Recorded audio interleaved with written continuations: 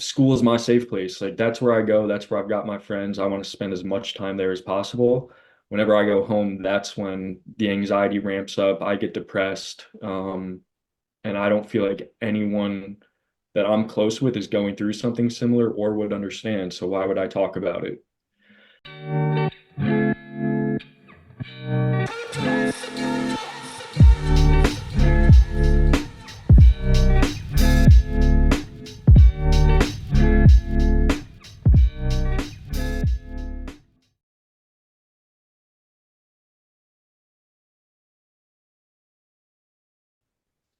Welcome back to the PMR podcast. My name is Mitch. I'm an addict alcoholic. This is episode 72. Very hype and grateful to be here today. Yeah, man. Me too, Andrew, alcoholic addict. Really glad to be back on like a regular schedule with you. We had some travel and stuff going on the last couple weeks. And it's weird when I'm not recording with you, it feels like I missed a meeting almost. So it's good to be back on. And yeah, it's super hyped today. Like kind of came together in the last minute, and that's always when it's the most beautiful. Really excited to welcome Pat to the pod. Pat is a friend of mine now for probably close to a year and a half. Maybe, yeah, about a year and a half. He's a fellow Heron alum, a fellow Heron co-worker for a little while. He's still there. He's running the sober house. He's working as a wellness associate. I'm sure he'll go into that and some of his journey there. But I'm just wicked grateful because I know a little bit of your story, Pat, and I've always thought that you have a crazy, unique perspective on recovery. And you also have the ability to just touch so many lives with your story, especially young people. So, I mean, I couldn't think of a better person to have on. And, you know, watching you get that year and watching you celebrate and continue to grow with some of the things you're doing and planning to do, like in April, which I'm going to talk about later, which is fucking insane. Yeah, man, I could talk about you for hours, but I'm gonna give it up to you, and I'm just really grateful you're on today, my friend. Thanks, Andrew. I appreciate it. I'm Patrick. I'm an alcoholic and an addict. Thanks guys a lot for having me. This is special.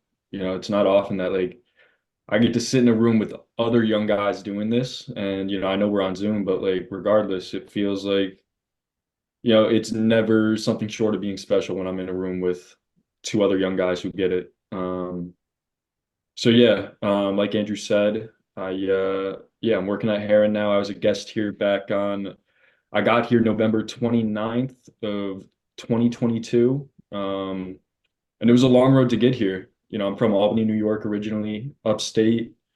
And, a little bit into my family, like I've got an older sister and my parents have been divorced ever since I can remember. So growing up, it was split houses. My parents were single for a little while growing up, and then they both pretty much got into relationships like at the same time.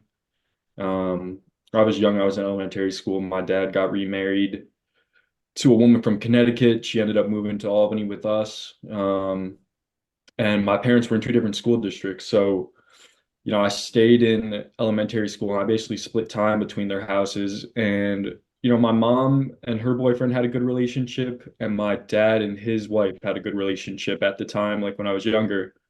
Um, and it wasn't until like later on that things started to get like a little unhealthy and it caused some like stress that really affected me, but I didn't want to talk about it. Like a big part of my story is like I didn't feel like it was safe to be vulnerable. And I never felt like a part of being a young man was like showing my feelings. Like I thought being a man was holding everything close to my chest and not getting it off, like not showing any kind of vulnerability. So like that was probably one of the hardest things for me to like deal with later on in my early recovery too. And still it's a challenge. Like that's something I got to work on every single day. I don't wake up being really vulnerable. So, going back like fifth grade, I grew up playing sports. I had a good childhood, had friends, was good in the classroom. And then like I decided to move into the school district that my dad lived in, Bethlehem, for middle school and like high school because just better academic and athletic opportunities. I started taking sports a little more seriously in fifth grade, like as seriously as a fifth grader can. And I, yeah, so I moved into Bethlehem, and that's when my stepbrother at the time moved in with us from Connecticut, moved in with his mom. I'm living with my dad like 5 days a week and then going to my mom's house every other weekend. So, the majority of the time from like sixth grade on to high school, I pretty much lived with my dad like about 75% of the time. Real And, quick, Pat, I yeah, want to what's up? ask, like, when you were flip-flopping houses like that, was it like, because I struggled to make friends when I was little and younger, and it wasn't really because I was moving houses, it was just because I was like you said, I played everything close to the chest. I didn't want to be vulnerable, therefore I didn't want to look weak or put myself out there. I didn't make friends. So did you struggle with that too, like moving back and forth? Definitely. I had my friends from elementary school, and it's like sixth grade's that transition year, right? Like usually Mhm. all the elementary schools come together regardless of where you are. So I basically like lost contact with all the kids from where my mom lived, and I really struggled to make friends at the new school district. It was like 3 times the size of where I was coming from. And I just like I didn't feel like I fit in. Like I never felt like I had this one set home. Like I had to go back and forth all the time. So like I really didn't make any close friends until like seventh grade. Um, like it was kind of just like a whole year of me like being friendly with people, but never actually like putting myself out there to make a real connection. And that was hard. Like I struggled academically my sixth grade year because of that. And like I didn't feel comfortable in my skin. It's something that you hear now, like even later, but like I can recognize that at a young age. Like it wasn't until someone reached their hand out to me through basketball and like asked me to come over that I like made a real friendship. And that kid, he's one of my best friends like today. He went to Northeastern. He's finishing up his co-op year right now, and it's uh it's cool. Like I never had the courage to do that at that age. So like when somebody reached their hand out to me, I kind of held on, and like we were close friends all throughout. So yeah, Amazing. yeah, And you were saying you were going into your stepbrother moving in and what that yep, was like for you. yeah. So my stepbrother moved in, and like initially it was great, right? Like I've got an older sister and she's living with my mom most of the time because she still goes to that school district. So it's basically me and him, my stepmom and my dad are like who I'm with 5 days a week. And it was cool. Like we played Modern Warfare 2, like those one-on-one battles before there's like online. And it was good. Like, but it wasn't until I was in third grade and I think he was in seventh grade. So, all right, I skipped up a little bit, got the time wrong, but like my stepbrother, he sexually assaulted me when I was that age. And like I didn't know how to handle it. You know what I mean? Like I'm 9 years old at the time, and I feel guilty when I eventually tell my sister what happened. Like I can remember that pit in my stomach and like that guilt that I got someone else in trouble for doing something wrong to me. And like I carried that with me for a long time. Like I can still remember like the PTSD from that weekend. Like Empire State of Mind from Jay-Z was playing at a basketball tournament, and like every time I heard that song for 5 years plus, like it gave me that same pit in my stomach every time I heard that song. And like now it doesn't. Like I can go back there and not feel those emotions, but it's like it's wild. And so like that's something that I really struggled with, and like it hurt my self-esteem and my idea of being like a tough guy. Like after that happened, I was really shut off. I can remember putting on a bunch of weight. Like I'd get these headaches, and I don't know, like it was something that I knew I couldn't talk about. Like I'm from like an Irish Catholic family. Like what happens in the family stays in the family. So I wasn't telling people about that. And like I'm internalizing all of this pain, and it's affecting me negatively. So like I'm carrying that into pretty much everything I do. And like I'm playing basketball, football, and lacrosse at the time, and like now I'm playing really angry and like I'm seeing results out of that. So like now that's like fueling me and I'm carrying that with me all the time. And I think that's my superpower. So like why would I talk about these things when I can hold on to them and then use them in athletics to, propel me to success? So I thought I had found the formula, and that worked for me up until it didn't, right? Like seventh, eighth grade, like I'm doing great in sports. I'm playing on high school level teams for basketball, the best player on the football team, and things are going good for me. Excuse me. Now I'm going into high school. I've got good grades. I've got the girls. I've got friends. Like I'm popular. Like everything on the outside looks so good. But inside, I'm like a complete wreck, like emotionally unstable. Don't feel like I fit in anywhere other than like my group of three friends. And I feel like a fraud kind of like, I'm going back to my mom's house and like I live in a trailer park in that other like school district. And like I've got all these friends who like come from affluent families and they've got everything laid out for them. And like I've got this like secret side of me that I don't want to share to anyone. Like I'm embarrassed to show people the house that I live in with my mom like every other weekend. And like I don't want to talk about that. Like there's this deep-rooted shame that I've always carried with me, like not feeling like I'm good enough, or that I have to hide some part about me because somebody could hurt me about it. And like I'm an emotional person. I think like everyone is, whether or not they want to admit to it, like that's up to them. It's not for me to decide, but like I'm a super emotional person and that's all that I can speak for. So I was really scared of showing that stuff. And like, I get into high school and I'm still using that anger. I've got that fear all the time I'm carrying with me. And it's just like, it's a lot. I get into my sophomore year. I'm on a varsity football team. I'm the only kid in my sophomore class that does that. I go on the varsity basketball team. We win our first sectional championship in 50 years. And, like as a 16 years old, I feel like I've accomplished everything I need to, right? Like I'm an honor roll student. I've won a championship. I'm, the best football player in my grade at the time. Like I've got everything going for me and I feel like success, like I said, everything on the outside is going so well, but like inside, what happened with my brother in like third grade is still eating at me all the time. Like I don't sleep well at night. I've got a girlfriend that I shut down to every time that there's a conflict because the relationship at my dad's house isn't good with his wife. And it's like my sophomore year happens and like I've got so many good things going on that I could push the bad things to the side and like, kind of let them just like sit on the back burner and be like, all right, like sure, that's not great, but like I've got all these good things. Why would I focus on that? And I just keep letting everything build up. Like I don't deal with anything as it's coming. Um, and like it just keeps building. So I get to my junior year of high school, and it's tough. It's probably the first adversity that like I've really felt in my life, besides what happened with my brother, like as a young adult. My mom finds out that her boyfriend got diagnosed with stage 4 colon cancer. And that was really hard. I felt kind of helpless and like I was never a very religious guy, but like that's right when I started thinking like, all right, like if there's a God, why is he like hurting my family? Like why is he making my mom sad because this is happening? Why is he like hurting my mom's boyfriend?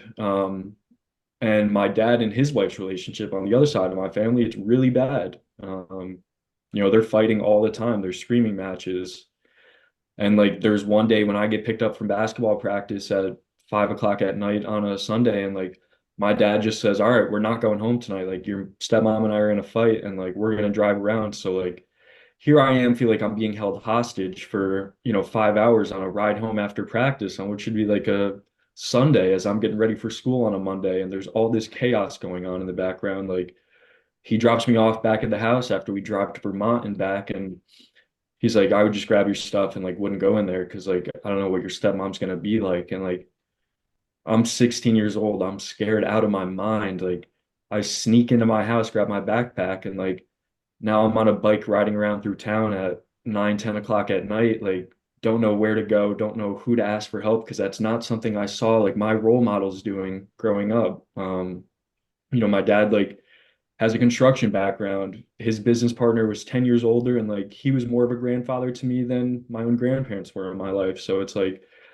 I watched these blue collar men who didn't talk about anything and just tried to buckle through everything in their life by themselves, feel like you're self-made. And like that's what I was carrying with me. That was my tool set. So like here I am trying to fall asleep in a dugout at 3 a.m. like when I've got school the next day and like it's freezing cold out and like I feel like I can't ask for help. I'm a 16-year-old kid who shouldn't be out by himself at night and like I don't feel like it's okay to ask for help. Like I need somewhere to stay right now. So like it's just wild looking back on it. If I had what I knew today, that wouldn't be the case, but like I can't go back and change things. So I end up going to his business partner's house, who's my next door neighbor, and I go in and I sleep with them that night and I go back to school and it never got talked about again. Like that's another thing that I just stuffed down and like carried with me. So my junior year happens, right?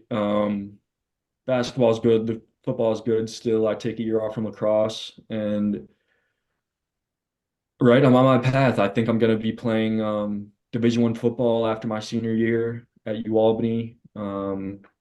I just need a good year of film to put together and everything's going as well as it could. I've got my girlfriend, I've got the good grades, I've got my friends, I've got a high level academic schedule that I'm following and I'm keeping up on. But like meanwhile, school is my safe place. Like that's where I go, that's where I've got my friends. I want to spend as much time there as possible.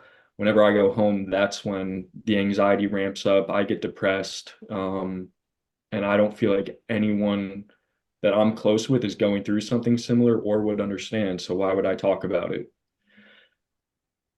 So I'm spending as much time as I can at school. I'm working out excessively. And it caught up to me like my senior year or no, my junior year spring, we're playing 7-on-7 football and I break my foot just making a simple cut routine, route that I've run all the time. And the fifth metatarsal in my foot snaps. And, that's my first like real setback athletically. I've had minor injuries, but like that was a serious injury that I didn't get diagnosed until later in the summer. They didn't think I broke it initially. And I'd have surgery on it. I've got a screw in my left foot and I missed the entire football season. So I had no film to send out. I'm crushed.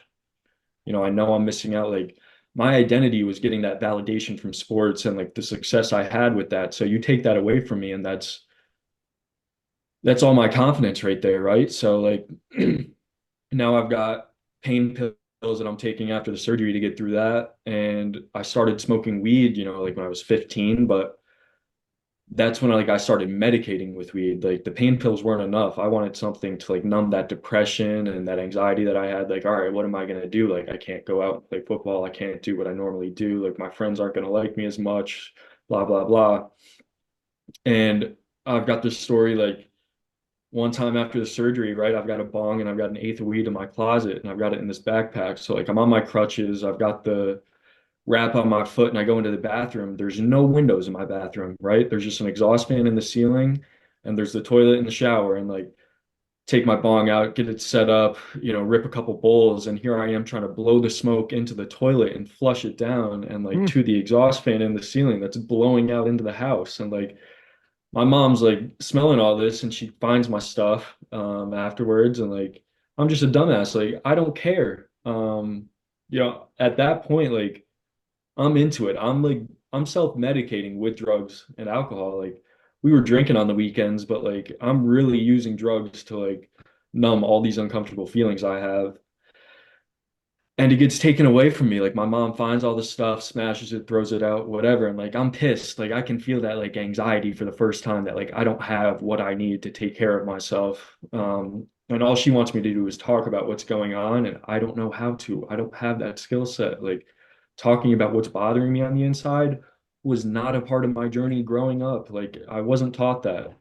It was taught do action, get something done. Actions speak louder than words.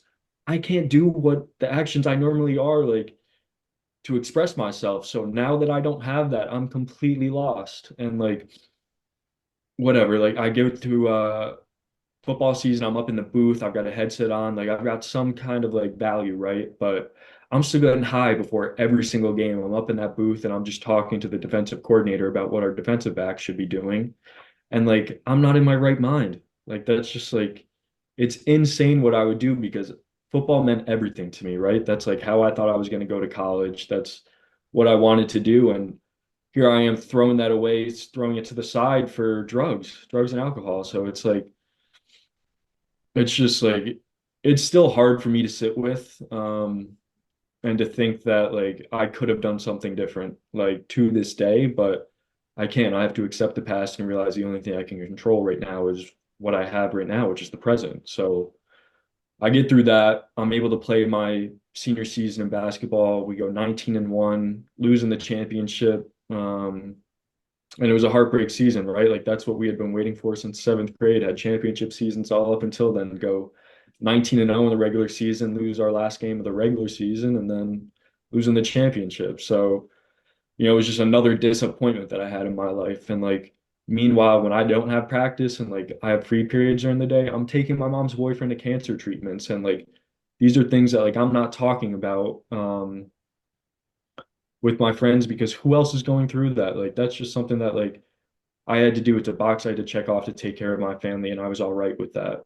But it was a lot. It was stressful. It's hard to see someone that you love go through chemo and radiation and like see what that does to them and try to accept that, like, all right, this is what they need to do to have a shot to stay with us. But like to see them go through that pain, it's like that was one of the hardest things I've had to see.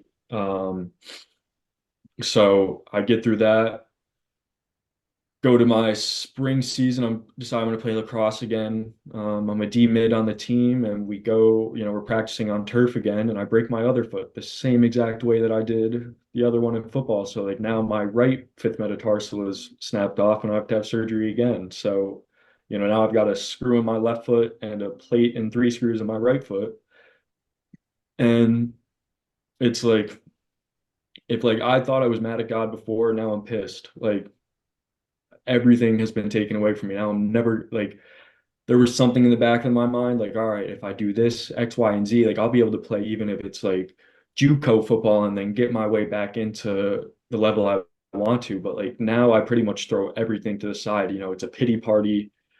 Both my feet are done. Like I'm not going to be able to do anything. And that's when like now I'm getting high around the clock. I'm smoking pretty much every day throughout the school day. I've only got half of a schedule. And on the weekends, I'm getting fucked up with my friends. I'm drinking, through the night. So that's basically how my senior year rounds up. The girlfriend I had at the time watched me basically like completely change as a person. Like my addiction completely overtook me, and she didn't like the person that the addiction made me. And I don't blame her. I don't like that person looking back on it. So like, I decide out of spite that I'm going to go to Stony Brook University on Long Island. It's the rival of UAlbany. Making decisions out of resentment, never a good idea, but like I did it anyway. And I get down there for the first 6 weeks of my freshman season, like never played baseball in my life other than like 1 year of fall ball. And I decide, all right, like I met two kids my first weekend there who are on the baseball team. I know I'm an athlete. I know I like being around athletes.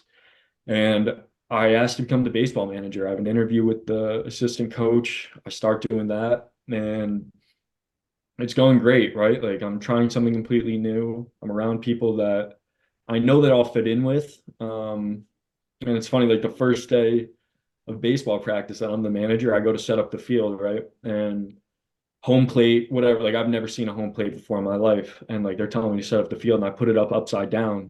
And like the whole team gets out there and they just start laughing at me. And it's like it was all out of good fun, but like I blush, I get embarrassed, and like here I am, I'm up in my head with it for like a weekend. And like now like I had been clean for 4 weeks down there. I go out and seek out drugs so that way I can numb that feeling. Like it's just like any sort of inconvenience. I didn't know how to handle that. I didn't know how to sit with it. I had to look for something outside of me to like calm myself down. So 6 weeks down at Stony Brook, we got baseball practice one Saturday morning. I get a phone call from my mom that my dad hadn't come home from work that weekend.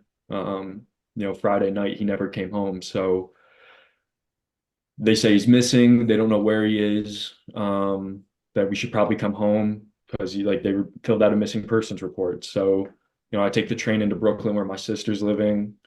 My mom picks us up. We go back up to Albany, get a phone call later that weekend that he had been found, and he had passed away. He had taken his own life. So, here I am again, angry as ever at God. I don't even know if I believe in him, but now I do, and I think he is a malicious, evil person that is trying to hurt me. Like I thought that I did something wrong and I had to be punished. It was really hard to get through that. And like when I got told, I just completely shut off and I stayed that way for years, like 2 years until I even began to want to try and process what had happened. So, 2019 to 2022, those are three of the darkest years of my life. Like, as you guys know, early 2020, Kobe passes away, rest in peace, 24. But like COVID happens a month after that. And like I can remember exactly where I was when Kobe died. I can remember exactly where I was when I found out that a pandemic had just happened and the world was shutting down. Like reality, I couldn't believe it. I could not believe the world that I was living in. What had happened with my stepbrother when I was younger, what had happened with my mom's boyfriend, what had just happened with my dad, what had happened with my athletic career, what was happening just in the world right now. Like I thought it was one horrible fever dream. And I come home after my dad passes away and I never go back to school. Or I never go back to Stony Brook, I should say. I came home and I'm working construction full time with his business partner, trying to, make up for what I felt like was my dad's mistake. I thought my dad had wronged this guy and that it was my responsibility to fix my dad's problem. And I lived that way for a year until his business partner passed away from a heart attack. Like all these men in my life that were my role models growing up seemed to just like slip away piece by piece as soon as I got out of high school. And like I just felt completely lost. I didn't have guidance and I didn't trust anyone else. Like I had major trust issues and still to this day, like it takes me a long time to be able to trust anyone. Um, I lost all these important men in my life and here I am and I feel like I'm all alone in this world and I've got to grow up real quick. I've got to start taking care of my family and, live with my mom, take care of her boyfriend, take care of her emotional well-being while he's going through all what he is. And it's a lot. I felt like I was 40 years old in an 18-year-old's body, like with all the responsibilities I had. And it just like I didn't think anything was fair. And that's when, what had happened after the second time I broke my foot when I was 18 just continued later on. You know, my mom's boyfriend being at high risk for COVID transmission, living at her house, like I was still going out and working a full-time job during the Monday through Friday. So like I'm at people's houses doing construction and he's back home. So like when I go home, I've been out in the world where people have COVID. If I bring that back into the house, it could kill him. And like that's the kind of fear that was like in our household at the time. And I felt so guilty for coming home after like I was between a rock and a hard place, right? It's like I have to be able to provide for myself because I don't have anyone to do that for me anymore. And I've got to protect someone that I love from not dying. So it's like I felt like I couldn't win. And I decided to move out of my mom's house and live with a friend at the time. So that way I can work full time and try to deal with all this stuff. Anxiety at the time is at an all-time high. I'm dealing with the PTSD of not dealing with the emotions of my dad's passing. So I get his Xanax prescription, right? And I start abusing that. And I use that for like 2 months and then I run out of my script and I go to Florida with one of my friends and like I ran out of my script the day of that we were leaving for the flight. I go on my first flight of all time and I've got, benzo withdrawals and I'm Mhm. throwing up on the flight. I'm throwing up my whole week there and like here I am thinking I'm just homesick. I don't understand the severity of what I was doing for those 2 months before. Um, so it's just crazy looking back on it now. Like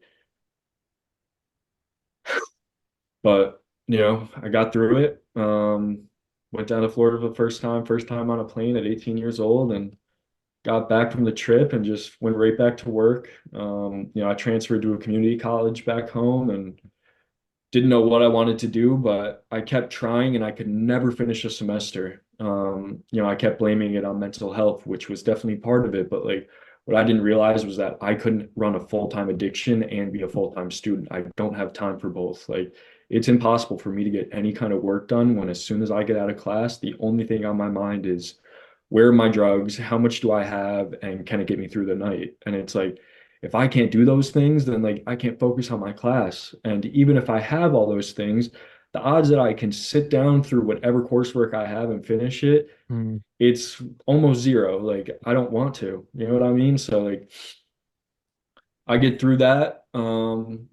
And throughout those 3 years of working and self-medicating, like I feel like I'm in this gray area between I don't want to be here anymore and I know I can't take myself out of this world because I know the pain that it caused my sister, my mom, and I can't put them through what my dad put us through. So it's like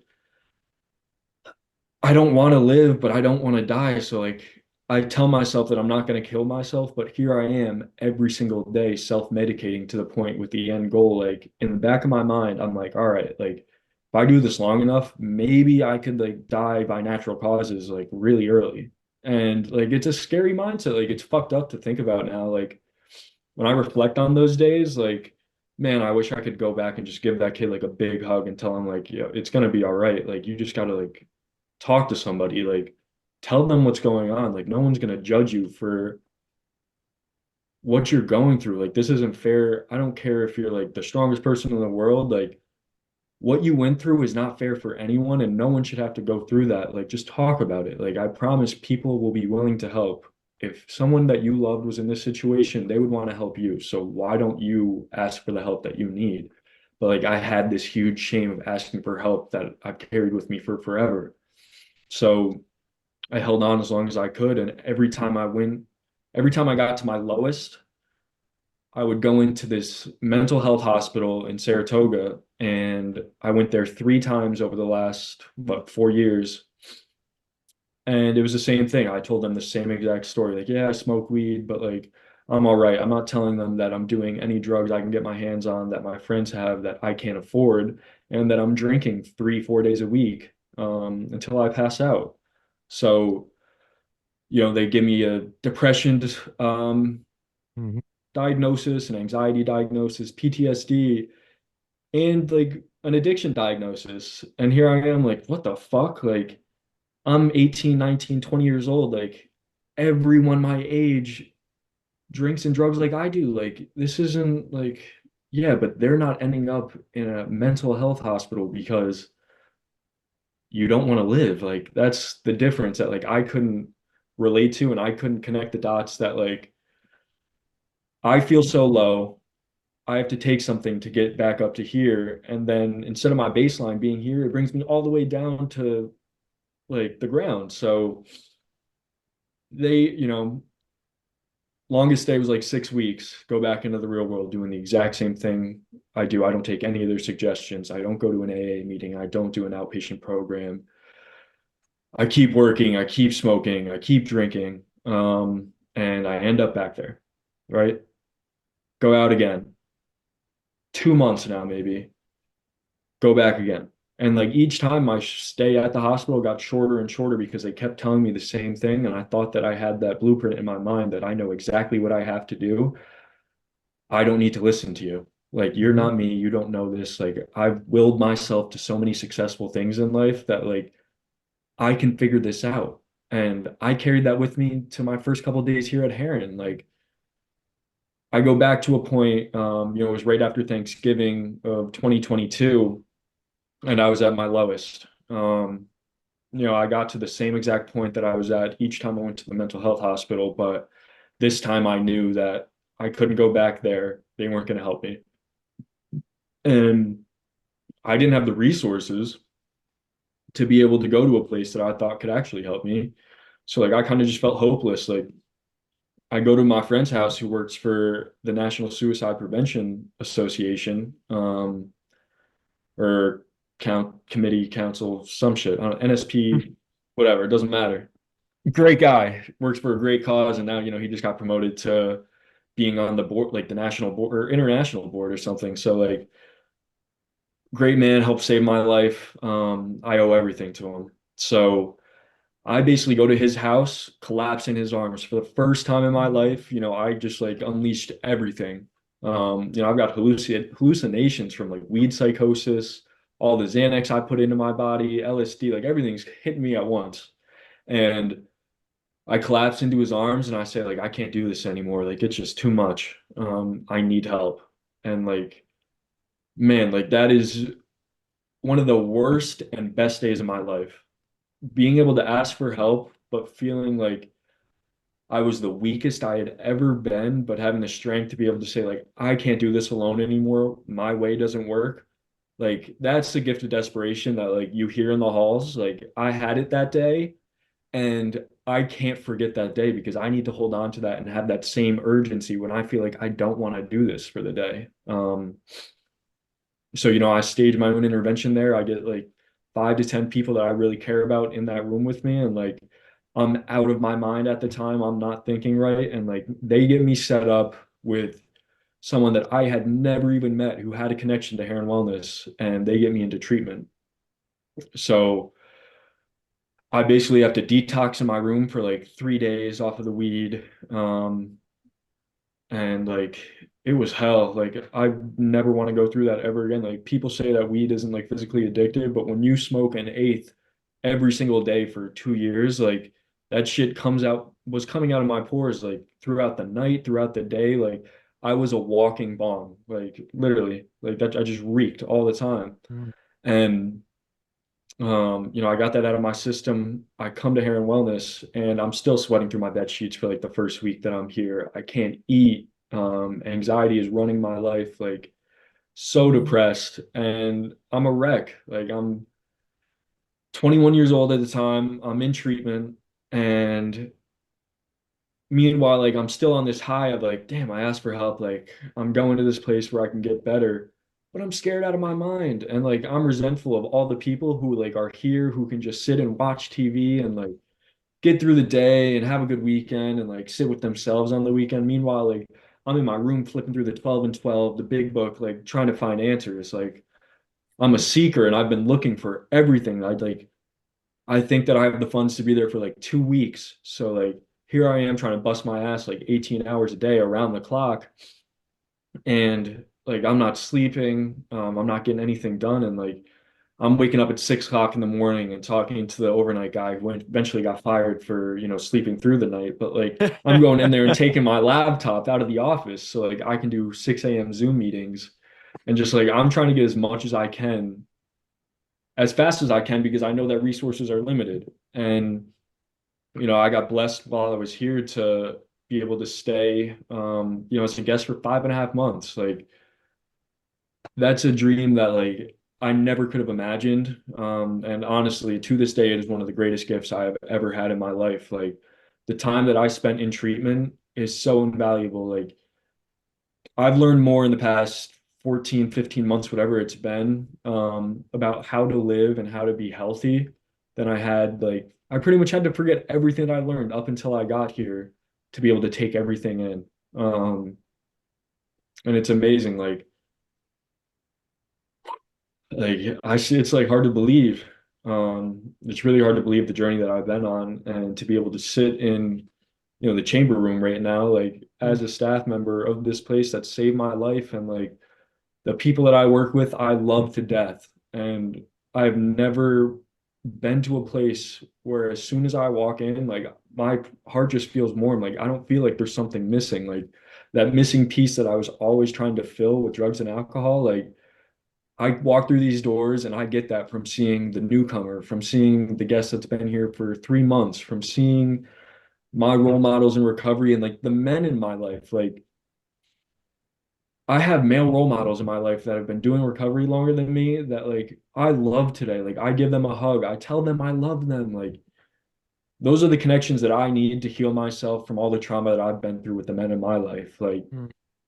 it was just about a month ago that my mom's boyfriend finally passed away from the cancer that he had. Um, I got to go home and go to the services with my mom and my sister and be sober. I spent a week back in Albany for the first time in over a year, was able to sleep in my bed, not have nightmares, be there emotionally for my mom and my sister, cry my eyes out at a service, grieve like a normal person, and then come back and do my job without carrying that weight with me. Like blows my mind.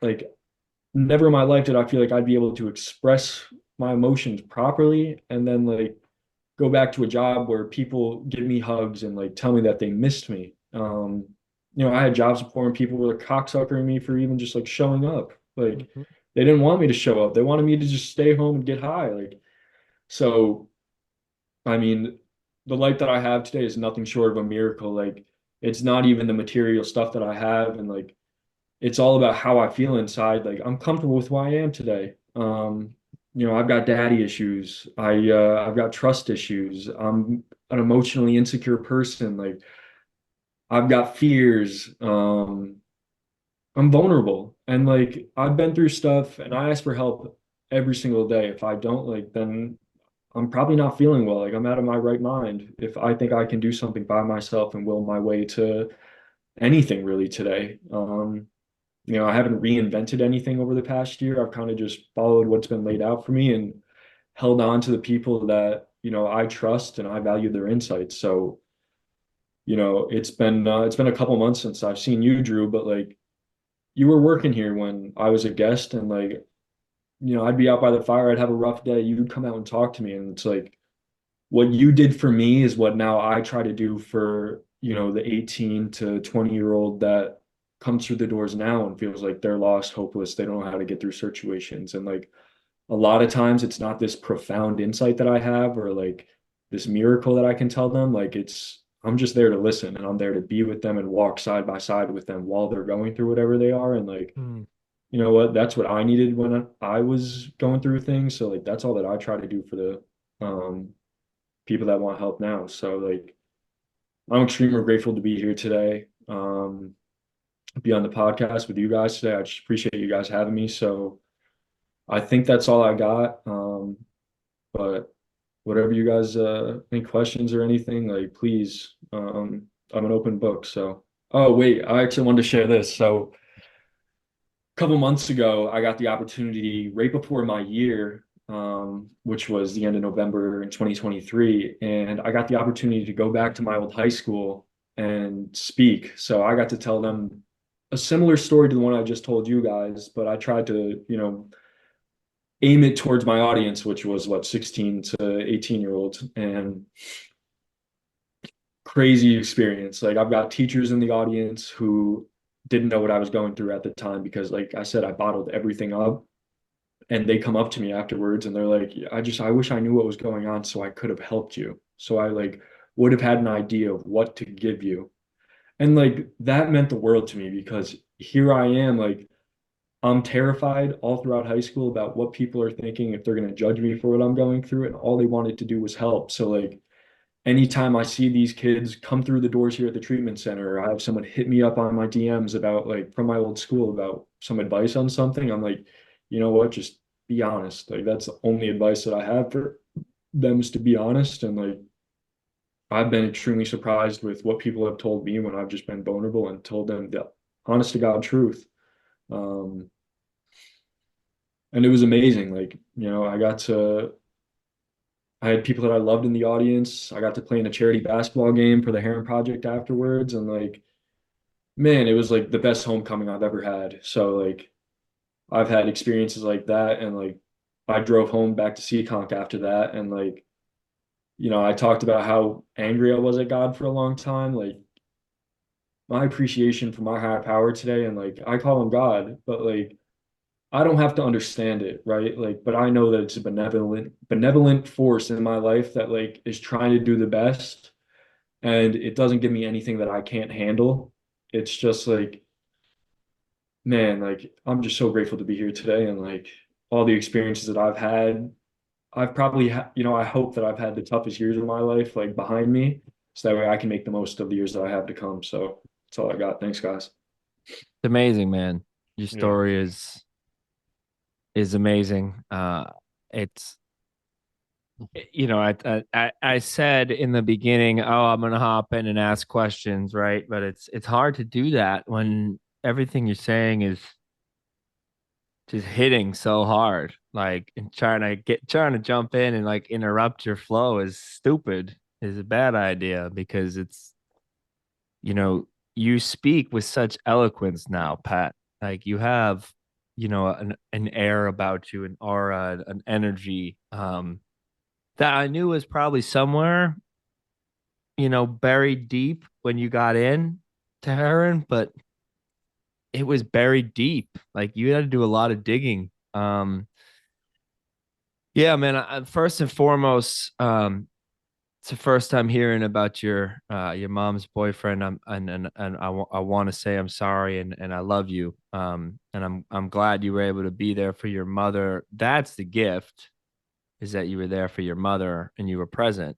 Uh, personal grieving and everything like that is also the gift. But the real, true, powerful thing I think is you were there for somebody who saw you struggle and saw you suffer, and now she's struggling, suffering with this loss, and you're that person that's stable and emotionally in tune and just there, like you're that loving presence. So I'm really, really happy that you did that. I'm happy that you were there um for her for that. And yeah, man, I mean, I don't you have so many things in your story that I identify with, things that didn't happen to me word for word, or exactly the same way, but um I just know I had some trauma when I was younger as well, a little bit different, but made me feel the same way. You and I have talked at length about this. And it made me feel the same way. And I just remember it made me just want people to love, like, to just to like me so bad, because I hated myself and I hated the way that I felt inside. And I just really desperately wanted people to tell me that I was doing a good job, because Yeah. I was so like, oh, just so like unsure of myself and so like in opposition to myself. Like everything I did, I was like, I'm doing the wrong thing. I'm not doing it well enough. I'm not in the place I need to be. And I needed somebody else to tell me that I was doing the right thing. I just know how like debilitating that is. I just I'm wicked happy to see you doing hopefully a little bit of what I did for you. And I don't think I did anything but listen to you. When I go out by the fire, I didn't have any wisdom to give you or anything like that. I just like listened. I think the only thing that I might have done for you is I was an ear to listen that wasn't gonna judge you ever. And I see that you're that person, and that makes me wicked, wicked grateful. That Heron Wellness has a person like that. A young man who's, because that's underserved, I think, right? Like we have great people over there and great people in the recovery field in general, but the young person and that young man being vulnerable is hard to come by. It's difficult for us. Um, and I'm just wicked proud of you. I'm gonna let Mitch hop in. I do have questions, but I just want to say thank you. It's really crazy, powerful, and just impressive to hear someone get on here when knowing that this is going to be released, publicly, and just be say fuck it and say what happened for real, like tell the truth. And I love you for that, man. But yeah, Mitch, what do you got? Yeah, I agree with a lot of the what you were saying, and thank you. For real. I mean, that was beautiful. You're like, you mentioned miracle. You're definitely a walking miracle, as we all are, in recovery. And I'm sorry for the things that you've had to endure and go through. But you are a massively, you said you're 22. Yeah. Like you are a massively impressive guy. And I know we got to check our egos and stuff, but your True. insight and your insight and your ability to kind of like diagnose and walk through. I can tell that you've put in a ton of work. Like you said, like you were in your first couple of days at Heron, you're like ripping through some of our books and stuff, trying to maximize it. And you said you've been there for a while now. And it seems like you've kept that energy throughout, like, um, yeah, man, I'm just like I was kind of like blown away. Just like you would talk about something that happened and then like just your honesty and Yeah, I mean, like I don't even know what to say, bro. Like I'm proud of you. You know, I share a lot of the similar experience with father figures. I grew up without a dad, so I kind of tried to target, you know, certain guys and stuff like that to be that, and they would leave or disappoint or let me down or, you know. So I related to that on your story. And uh some of the other things that you talked about with sports and how the drugs kind of were there and then they really were there, you know.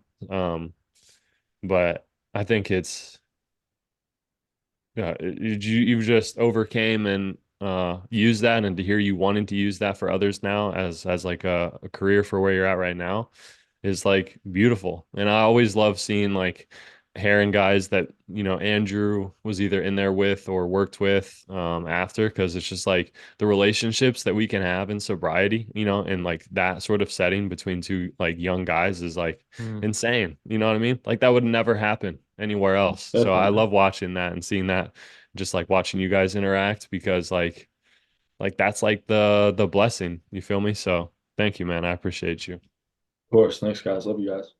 Yeah. I did want to ask too. We have a few minutes. You know, you talk about what it's like now, right?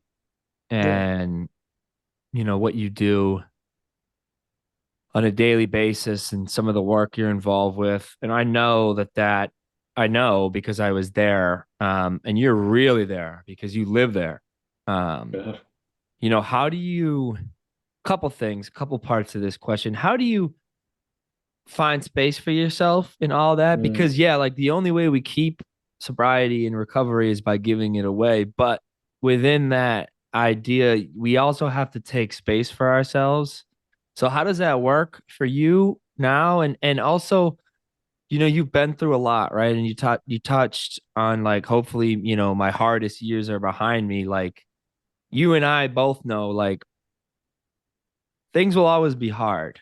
Like we'll always have stuff come up that's difficult for us to handle that we don't know how to handle ourselves. And you touched a little bit about, you know, asking for help and talking to people who've been doing it longer than you or whatever. But, you know, how do you deal with that reality that, like, yes, for everything you've been through as a 22-year-old, things could still be hard. You know, how does that outlook kind of look? And then as well, like how do you take space for yourself within that recovery setting?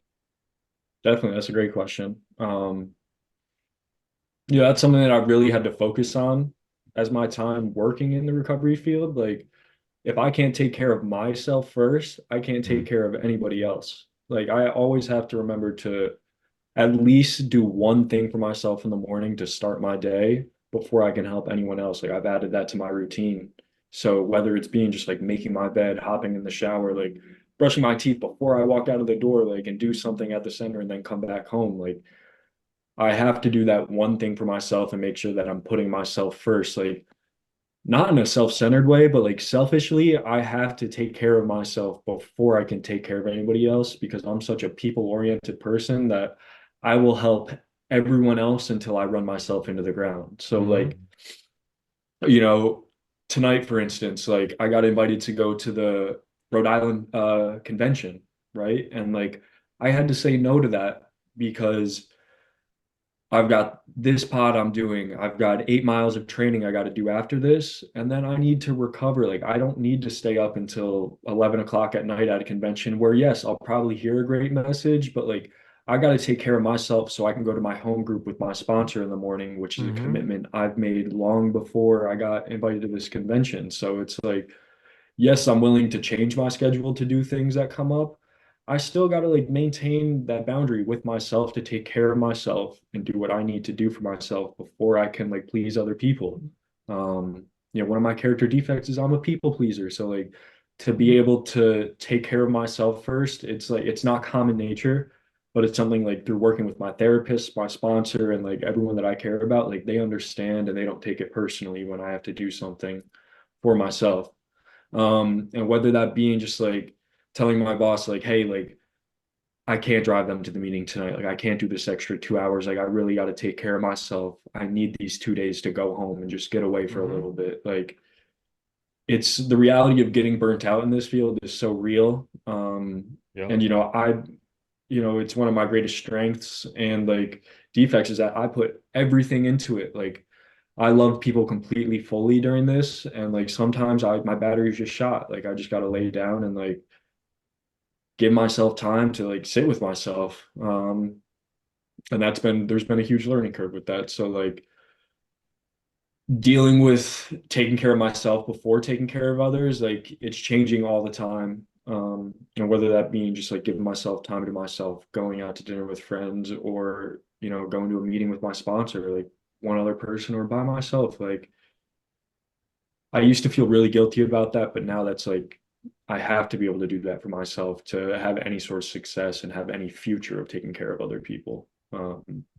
So as far as that goes, that's where I'm at with that. And like dealing with the reality that things are still going to come up. This world isn't like, I'm going to coast along all the way until the finish line. There's ups and downs all the time. And like, I think being able to get back to a baseline is like the main goal for me. I don't want to be able to get too high to the point where I'm trying to ride that all the time. Like, man, like I've had to like put some like controlled suffering into my life so that way Mm-hmm. like I can appreciate the lulls of like not doing anything. And it's like, I'm training for this big race in a couple of months, and like, Yeah, boy. do I want to go out and run 8 miles after this? No, like I don't. But like when I sit down afterwards and like I go out to dinner tonight and I'm just sitting there not doing anything, like those voices in my mind are going to be quiet because like I know that I need some rest. I had a shitty part of the day that I gave myself earlier, so now I can just enjoy this, and like what Mm-hmm. would be this mundane activity of sitting down and eating food with some friends, like it's that much more special because I gave myself that like little bit of a test earlier in the day. And like there are things outside of my control that happen, right? Like with my mom's boyfriend passing, like how do I deal with that? By like being honest about how I feel with it, right? Like I got to just put it out there. Like not every day is perfect. And like I still struggle with saying when I'm having a rough day. Like it's a lot easier for me to tell my sponsor, like, hey, everything's good. Like I'm all good. It's roses, rather than being like, hey, like, man, like I'm in a shitty headspace right now. Like I just don't want to deal with this. Life sucks. Like my truck won't start. Like I stubbed my toe. Like whatever it is, like it's so much easier for me to say everything's fine than it is to be like, yeah, I'm struggling and like I might need help and I might not. I just need you to listen. So regardless of whether it's positive or negative, just being honest about it, like that's huge. Like, and having one or two people that I can trust and staying in contact with them even when I don't want to. So that way when I need them, they're there for me. And it's not out of the blue. So other than like controlled suffering, laughs, like movies, like you like it's all simple shit. Like just like not what I would come into like think about by myself. Like I need suggestions all the time, and like we run these music groups up on Friday nights, and we get people just like playing a song that has a meaningful memory attached to it, and then like we play the song and people have to guess whose song it is, and then they tell us the story, and it's like, man, like we just had a shitty week of like going through process groups, going into our past traumas, like having that levity of like this group where we're trying to get to know each other just a little bit by like music and like this common joy. Like I need that. Like Yeah. I need my friends sending me these pirate gram like reels and these cartel gram and like monkey gram. Like I need this like stupid shit in my life to like keep it light. Like I do so many heavy things in these halls and like through these meetings, I hear this like deep, profound shit that like I need something stupid to just like remind me that I'm 22 years old again. Like it's okay to just be a dumbass sometimes. Like it's Yeah. okay to jump off a bridge into like water and go swimming. Like I don't know, like I got to be able to like remind myself that like I can't take myself so seriously all the time and like to have some fun. So Yeah. it's yeah. 100%. Yeah, bro. I mean, this dude's fucking dope, Andrew. I mean, like, honestly, like, might be one of the, like the. We haven't had that many guests that recently, but like one of the dopest dudes I've listened to in a long time, like in on Zoom or like in a meeting, for real. So, I mean, I think you're gonna help a ton of people if you want to continue to work in recovery, and even if you don't work in recovery, you're gonna help a lot of people. But your perspective and your voice at 22. Like, bro, at 22, I had a similar time to you, and I was fucking hiding in my room, dog. So, you know what I mean? Yeah. Like, you're in a great spot, and I really love like what you're saying and how you're saying it and what you're choosing to do. I do want to ask you like real quick at the end. I know like before, especially for like young men getting into recovery, it's like that self-will shit. Like I'm gonna figure it out. I can do it on my own. How did that kind of like how did you chip away at that? Because I haven't really heard since like you've talked about your recovery part, like it hasn't really sounded like you were like, I've done it by myself, you know, like you're asking about or saying you take suggestion, asking for help and stuff like that. When did that ego kind of get chipped off? I can't say an exact date, but like, Yeah. I give a lot of credit to my life coach here, Kate. Like I said, I would go in and like I would take my laptop at 6 a.m. and like she wasn't approving that stuff. Like I thought that I had to do all these things and like figure it out by myself. Like I think it was like we had a session one day where like she just yelled at me. She was like, "Stop giving me these like college answers. Stop giving me like all this bullshit. Like just be honest with me." And like I was like, I don't know. Like, this is who I've been for like 20 years. Like, this is all that I know. Like, I'm just broken. Like, this is the only thing that's worked for me. And she's like, just trust me, please. So, I think getting to that point of frustration and realizing that all the success that I had by self-will, I could never will myself to stop using. Like, I could manage a couple days, but to do it consistently, like, I could never do by myself. And I saw these people who had years who would come back on Wednesday nights for alumni, and like I just like got curious. Like Mark was my first alumni connection, who you guys had on previously. Like I remember he came up from New Jersey like my first 6 weeks here, and like I just sat and talked with him for like an hour before they went up to an alumni meeting and like picked his brain. And I think just like trusting that the people who had more success than I have, like that maybe what they're doing is working, and like I don't have to like come up with this crazy new idea. I just gotta like swallow Listen. my pride and like just follow Yeah. their footsteps. Which is hard because I made such a big career out of like being an individual and like carving my own way, like to be able to just not have to figure anything out and just do what I'm told. Like, man, that took all the pressure off. And like I started to like have my anxiety ease when I didn't have to figure everything out. And like I could trust other people and that they had good intentions for me. Like, man, it was like I saw the positive result on how I felt on the inside when I took my hands off the wheel. So I just kept doing it. And before I knew it, like I didn't have that pit in my stomach ever. I could eat 3 meals a day and like I was like, holy shit, like wow. Just another Like it bozo actually, on the bus, bro. yeah, holy That's right. shit, dude. I'm just like, I don't need to beat Bill W. Like he's already been here. Like, you know what I mean? So it's W. cool. Hell yeah. Beautiful, man. It's beautiful. I mean, this is I'm glad you're on. You should have been on earlier, but I'm actually glad we waited this long. Uh, Me too. you've matured in a way in the past year and changed that is extremely, extremely impressive. I look up to you as a man in recovery. Time doesn't matter really. I mean, some would argue it does, and it does a little to a certain extent, but uh I hear in the halls like, our what's it say? Our time isn't gonna keep us sober. You know what I mean? Right. So uh we're all equal, right? We're all on this recovery path.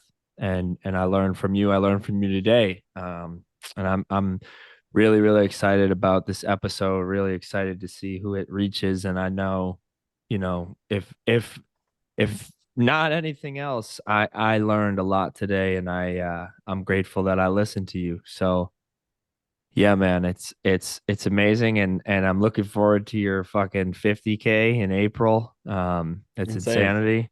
But yeah, dude, I'm happy you were here, and thanks for being on. Yeah, one sec, guys. If I can give you a little shout out. For sure. So my Instagram, PMR.1. There's a link for fundraising for the race. I'm running a 50K Spartan Ultra for the Heron Project on April 27th.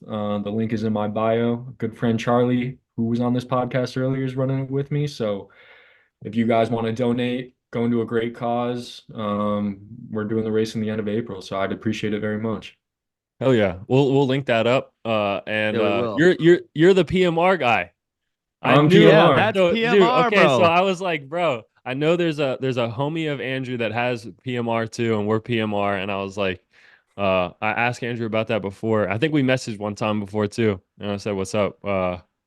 That's hilarious, and we're this is a PMR collab episode. Oh Crossover. yeah. That's right. Oh yeah. That's electric. I love that. Um, but no, thank you, bro. We really appreciate you. And it's also insane that you're talking about how you fracture both your feet and you're about to run how many miles? 30? 31. 31. Yeah, yeah, yeah. 31 miles? Yeah. So that's insane. You know what I It's mean? a I mean, redemption. yeah, redemption. This guy's a beast. I love that. All right. Well, thank you. And thank you Of course, everyone fellas. listening. This has been a lot of fun.